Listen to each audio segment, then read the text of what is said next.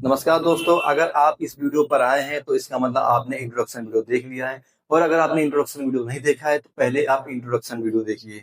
उसके बाद हम क्या क्या करेंगे, डिस्टेंस फॉर्मूला निकालना सीखेंगे। बहुत ही इंपॉर्टेंट करते हैं पार्ट होता है एक कोऑर्डिनेट ज्योमेट्री का। अगर आप डिस्टेंस फॉर्मूला नहीं कर पाओगे, अगर आपको डिस्टेंस फॉर्मूला बारे में नहीं पता होगा तो आप क्वेश्चन नहीं कर पाओगे। तो आज हम पहले सीखेंगे डेरिवेशन ऑफ डिस्टेंस फॉर्मूला। क्या derivation of distance formula, distance formula निकालते कैसे, वो बना कैसे। ठीक है।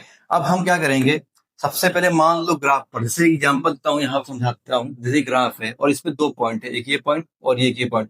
इनके बीच की डिस्टेंस निकालनी है तो हम कैसे निकालें, इनकी बीच की डिस्टेंस निकाले तो कैसे निकालें। ये ग्राफ पर है तो इसको हम कोऑर्डिनेट के फॉर्म में लिखेंगे। जैसे कि यहाँ पे लिखा एक्स कॉमा वाई, जैसे यहाँ लिख दिया x one comma y one, इसको लिख दिया x two comma y two. अब इसका मतलब क्या समझिएगा, जैसे यहाँ पे हमने लिखा अभी कोई डिस्टेंस पे होगा, अब वो डिस्टेंस आपको पता नहीं तो सबने क्या लेट कर लिया एक्स वन, क्योंकि वो एक्स एक्सिस पर है।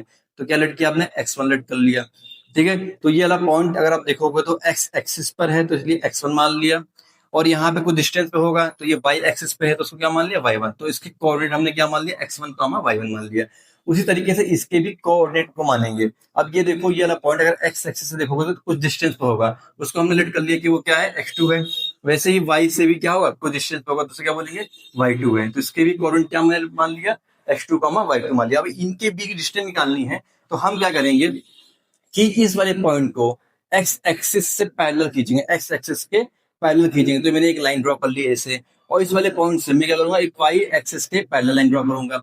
अब ये दोनों आपस में इंटरसेक्ट करेंगे और 90 डिग्री का एंगल बनाएंगे। अब ये आपका बन गया एक ट्रायंगल। अब हम क्या करेंगे, ट्रायंगल के हेल्प से डिस्टेंस फॉर्मूला निकालने की कोशिश करेंगे। आपने पढ़ा होगा पाइथागोरस थ्योरम। अब पाइथागोरस थ्योरम आपको आती होगी, पाइथागोरस थ्योरम क्या होती है। अब पाइथागोरस थ्योरम आपको पता होगा, किसी ट्रायंगल के अंदर 90 सामने वाली साइड को हम बोलते हैं हाइपोटेन्यूज। तो हाइपोटेन्यूज का स्क्वायर इक्वल टू परपेंडिकुलर का स्क्वायर। परपेंडिकुलर मतलब यहाँ पे ये जो भी डिस्टेंस होगा, तो यहाँ पे लिख दिया पी का स्क्वायर फिलहाल लिख देता हूँ, और यहाँ पे इसको लिख देता हूँ क्या, बेस का स्क्वायर।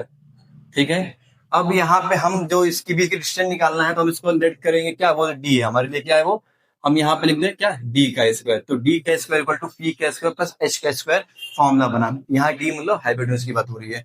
अब यहाँ पे देखो, हमें इसकी डिस्टेंस और इसकी डिस्टेंस चाहिए यहाँ पुट करने के लिए। अब इसमें हम क्या रखें, अगर आप देखो, अगर मान लो टोटल डिस्टेंस, अगर टोटल डिस्टेंस 10 होती और यहाँ से यहाँ तक 3 होती, तो ये आप क्या लिखते, 10 माइनस 3 लिखते, मतलब यहाँ 7 लिख देते। वैसे ही टोटल डिस्टेंस क्या है यहाँ पे, आप देखो यहाँ पे टोटल डिस्टेंस कितनी है, y2, मतलब यहाँ से यहाँ तक कितनी है, y2। इस y2 में से आप इतना वाला पार्ट हटा दो, इतना वाला पार्ट मतलब y1।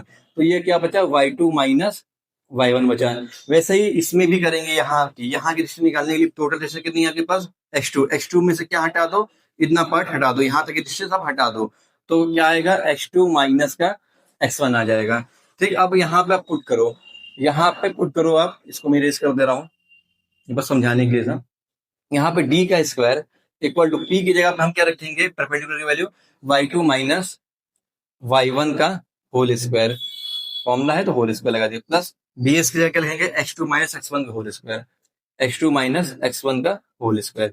अब यहाँ पे ये डिस्टेंस, ये स्क्वायर है, वहां जाएगा तो क्या करेगा, रूट लगा देगा। तो distance equal to d equal to y2 minus y1 का whole square plus x2 minus x1 का होल स्क्वायर। अब ये आगे पीछे हो सकता है, बुक में ऐसे लिखा रहता है डी इक्वल टू, बुक में ऐसे लिखा रहता है डी इक्वल टू रूट के अंदर x2 माइनस x1 का whole square plus y2 minus y1 का होल स्क्वायर।